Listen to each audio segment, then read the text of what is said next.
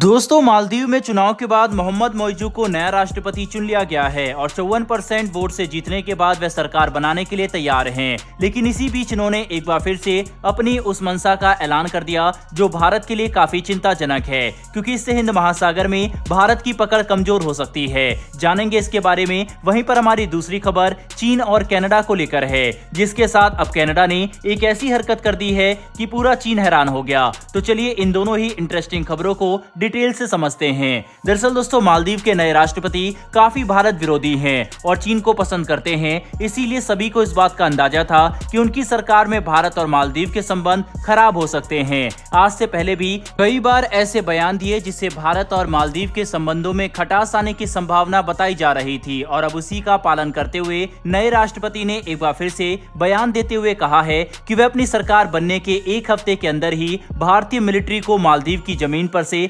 हटाने पर काम करेंगे और ये उनके लिए फॉरेन पॉलिसी में बदलाव का पहला चरण होगा, जिसे वे प्रायोरिटी की तरह देखते हैं। मोहम्मद मोइजू चाहते हैं कि मालदीव में तैनात भारतीय सैनिक जो इतने सालों से मालदीव की मिलिट्री के साथ मिलकर काम करते हैं और मालदीव की सुरक्षा में योगदान देने के साथ साथ भारत द्वारा मालदीव की मिलिट्री को गिफ्ट किए गए 2 हेलीकॉप्टर और 1 डॉर्नियर एयरक्राफ्ट की मेंटेनेंस समेत ऑपरेशन में मदद करते हैं, उन्हें मालदीव की जमीन पर से हटा दिया जाए। ऐसा करने के लिए नए राष्ट्रपति वजह दे रहे हैं कि इससे उनकी जमीन पर विदेशी सेना की मौजूदगी खत्म होगी। अब मालदीव में नई सरकार एक ऐसे समय पर भारत के खिलाफ इस तरह के कदम उठा रही है जब एक तरफ तो इजराइल और हमास के बीच में युद्ध छिड़ा हुआ है और दूसरी तरफ चीन भारत के खिलाफ सीमा पर गतिविधि तेज कर रहा है। हमने कुछ समय पहले ही अपनी वीडियो में बताया था कि कैसे भारत की खुफिया एजेंसी ने चीनी एजेंट द्वारा देश के अंदर कोवर्ट ऑपरेशन की चेतावनी दी और उसके कुछ समय बाद ही सैटेलाइट इमेज से पता चला कि चीन भारत के नजदीक सीमा पर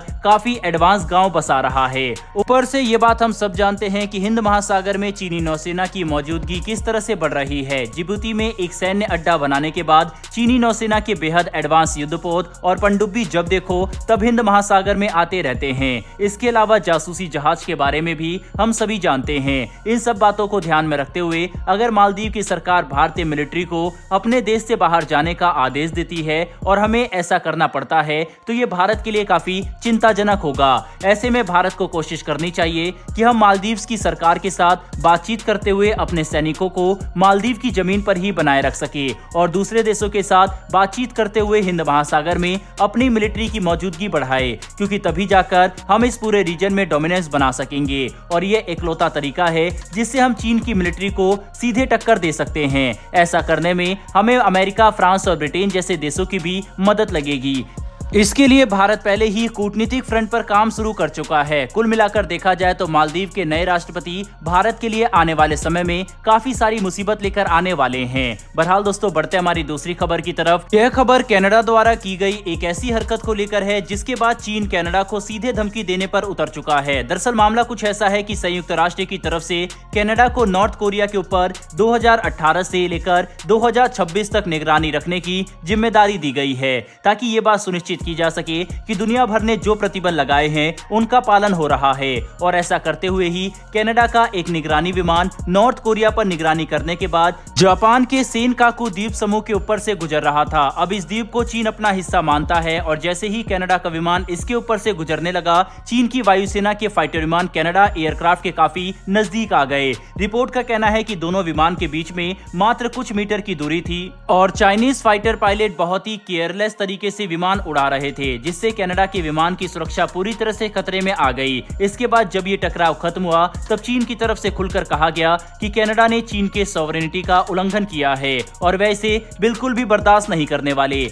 बता दें कि ऐसा पहले भी कई बार हो चुका है जब कनाडा और चीन के बीच में सीधे टकराव की नौबत आई हो। इस वक्त दोनों देशों के बीच में संबंध अपने सबसे निचले स्तर पर है। अब कोई भी एक दूसरे से बात नहीं करना चाहता। कनाडा का कहना है कि अगर वह चाहते तो कनाडा के विमान को मार कर गिरा सकते थे, इसीलिए उन्हें अगली बार से चीनी टेरिटरी और नॉर्थ कोरिया के ऊपर निगरानी करने से पहले 10 बार सोचना चाहिए, जिसकी वजह से तनाव एक बार फिर से बढ़ता देखा जा सकता है। बहरहाल दोस्तों, इस वीडियो में इतना ही। फिर मिलेंगे वर्ल्ड अफेयर से जुड़ी ऐसी एक नई वीडियो के साथ। धन्यवाद। जय हिंद।